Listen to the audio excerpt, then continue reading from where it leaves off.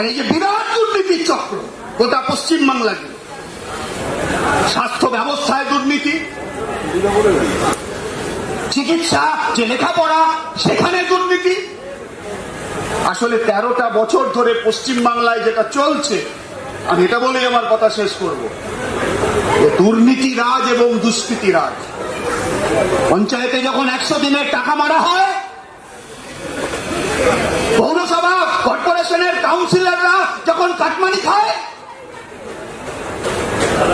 রাজ্যের মন্ত্রিসভাকে আলো করে থাকতেন এরকম অনেক কেষ্টুবিষ্টুরা আজকে যখন জেলবন্দি হয়ে থাকেন দুর্নীতির দায়ে। তাহলে পশ্চিমবাংলায় 13টা বছর ধরে দুর্নীতি প্রতিষ্ঠিত, প্রমাণিত। কিন্তু কেঁচো খুঁড়তে গিয়ে সাপ বেরিয়ে পড়ার মতো এই যে নির্যাতিতার অমানবিক অত্যাচার এবং তার যে খুন, স্বাস্থ্য দপ্তর এবং চিকিৎসা শিক্ষার যে দুর্নীতির যে পাহাড়, সেই পাহাড়ের একটা অংশ সামনে চলে এসেছে বলেই মিডিয়ায় প্রকাশিত হয়েছে এবং মানুষ এটা বিশ্বাস করে। মানুষ এটা বিশ্বাস করেন। তা নইলে কেন কেন দুর্নীতিদেরকে আড়াল করা হবে? দুর্নীতিগ্রস্তদের কেন প্রমাণ লোপাট করার ক্ষেত্রে কলকাতা পুলিশ প্রশাসনের সর্বোচ্চ জায়গায় যারা যিনি আছেন তিনি তার সঙ্গে যুক্ত হবেন? কেন? নগরের মানুষদেরকে নিরাপত্তা দেওয়ার দায়িত্ব তো নগর পালেন। কেন নগরের মানুষদেরকে রাস্তায় বসতে হবে তার পদত্যাগের দাবিতে? কারণ মানুষ এটা বুঝে গেছে, চরম যে দুর্নীতি চলছে, দুর্নীতি রাজ চলছে গোটা পশ্চিমবাংলা জুড়ে, এটা তার একটা অংশ। তাহলে কি যিনি খুন হলেন তার বেঁচে থাকলে এই দুর্নীতিগ্রস্তদের যে মুখগুলো, অনেক মুখোশ খসে গিয়ে আরো অনেক বড় বড় মাথারা কি সামনে চলে আসতো? তাই আমরা স্লোগান দিয়েছি, নাটক ছেড়ে বিচার করো। না, ওটা কালকে ছিল। এই গোটা যে দুর্নীতির র্যাকেট গোটা পশ্চিমবাংলা জুড়ে চলছে স্বাস্থ্য ব্যবস্থায়, তার মাথা ধরো, তার মাথা ধরতে হবে। রাস্তায় মানুষ লড়াই করছে। আমার শুধু একটাই কথা হলো, এই এত যে আমি কথা বললাম, আমরা যে সবাই বলছি বিচার চাইছি, রাজ্যের মুখ্য প্রশাসকের কাছে বিচার চাইছি, মানুষ বিচার চাইছেন, কিন্তু এরা বিচার দিতে অপারগ, এরা বিচার দেবেন না। কারণ এরাও এই দুর্নীতির সঙ্গে যুক্ত। শুধু তাই নয়, এরাও এই দুর্নীতির এক একটা চাই। আর লুটের মধ্য দিয়ে, দুর্নীতির মধ্য দিয়ে বিপুল পরিমাণ সম্পদের মালিক যখন কেউ হয়ে যায়, যেটা আজকে গোটা পশ্চিমবাংলা জুড়ে দেখা যাচ্ছে, গোটা ভারতবর্ষ জুড়ে দেখা যাচ্ছে, তখন সেই দুর্নীতির চাইরা যদি রাজনৈতিক ক্ষমতা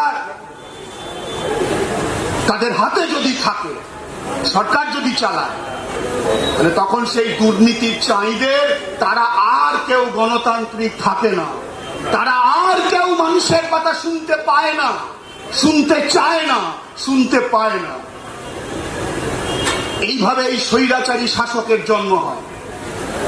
আমাদের দেশে এইভাবে স্বৈরাচারী শাসকের জন্ম হয়েছে, আমাদের রাজ্যে এইভাবে স্বৈরাচারী শাসকের জন্ম হয়েছে। আর স্বৈরাচারের একটা বৈশিষ্ট্য হলো এই, যতক্ষণ সে ক্ষমতায় থাকে, চেয়ারে বসে থাকে, তার আগের মুহূর্ত পর্যন্ত মনে করে যে তারই নির্দেশে, তারই কৃপাতে গোটা সমাজ চলছে, মানুষ তার জয়ধ্বনি করছে। মানুষ জয়ধ্বনি না করলেও সে তার নিজের চেতনার মধ্যে মনে করে স্বৈরাচারী, দুর্নীতিগ্রস্ত স্বৈরাচারী শাসক যতক্ষণ চেয়ারে বসে থাকে যে মানুষ আমার নামে জয়ধ্বনি করছে, সে শুনতে পায় না। নীরবে নিভৃতে তার পতন তৈরি করার জন্য, পতনকে নিশ্চিত করার জন্য গ্রামে গঞ্জে, কলে কারখানায়, জমির ধারে, শহরে বাজারে গঞ্জে মানুষের চেতনা তৈরি হচ্ছে। এই স্বৈরাচার যতক্ষণ চেয়ারে বসে থাকে সে বুঝতেও পারেন না তার পতনের আগের মুহূর্ত পর্যন্ত মানুষ কি ভাবতে চাইছে। রাজ্যে নির্বাচিত সরকার, মানুষের দ্বারা নির্বাচিত সরকার, তারা তাদের রাস্তা তাদেরকে ঠিক করতে হবে। জনগণের যে দাবি, সেই দাবি তারা মানবেন কিনা। বামফ্রন্ট দাবি করেছে যে পুলিশ কমিশনারকে অপসারণ করতে হবে। বামফ্রন্ট দাবি করেছে স্বাস্থ্যমন্ত্রীকে পদত্যাগ করতে হবে, পুলিশ মন্ত্রীকে পদত্যাগ করতে হবে। সুপ্রিম কোর্টের তত্ত্বাবধানে কেন্দ্রীয় সংস্থা সিবিআই তদন্ত করছে, দ্রুত তদন্তের কাজ শেষ করতে হবে। আর এত কথা যে বলছি, যে মায়ের কোল শূন্য হয়ে গেল, যে বাবাকে তার মেয়ে আর কখনো বাবা বলে ডাকবে না, যে পরিবারের সবকিছু শেষ হয়ে গেল, তাদের কি হবে? সেই নির্যাতিতার বিচার কি হবে? এই দাবি নিয়ে রাস্তায় আমরা ছিলাম, রাস্তায় আমরা আছি। আমি আবার বলছি, আমরা বামপন্থীরা গোটা পশ্চিম বাংলায় জুড়ে ন্যায় বিচারের দাবিতে,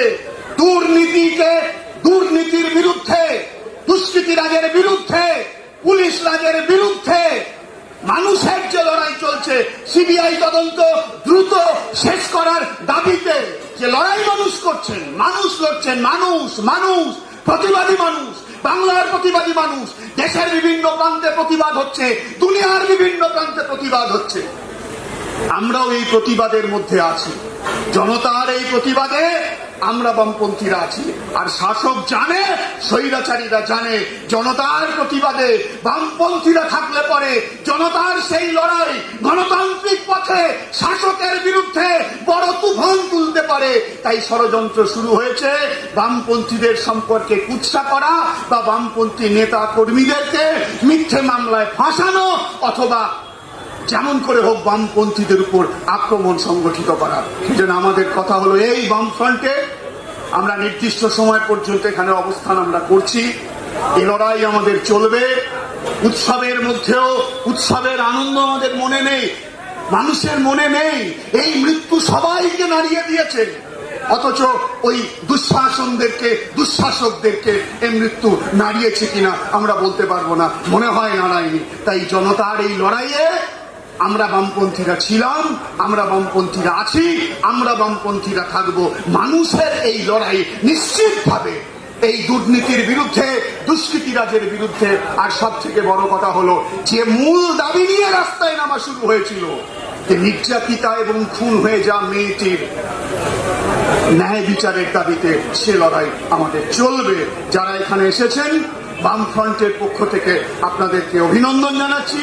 আর এই মাইক্রোফোনের মধ্য দিয়ে যে মানুষের কাছে আমাদের আওয়াজ পৌঁছচ্ছে, তাদেরকে আমরা বলি, আপনারা সবাই আজকে গোটা বাংলায় প্রতিবাদী আন্দোলনের নেতা, আসুন আমরা সবাই মিলে এই প্রতিবাদকে আরো অনেক যাতে বাড়াতে পারি।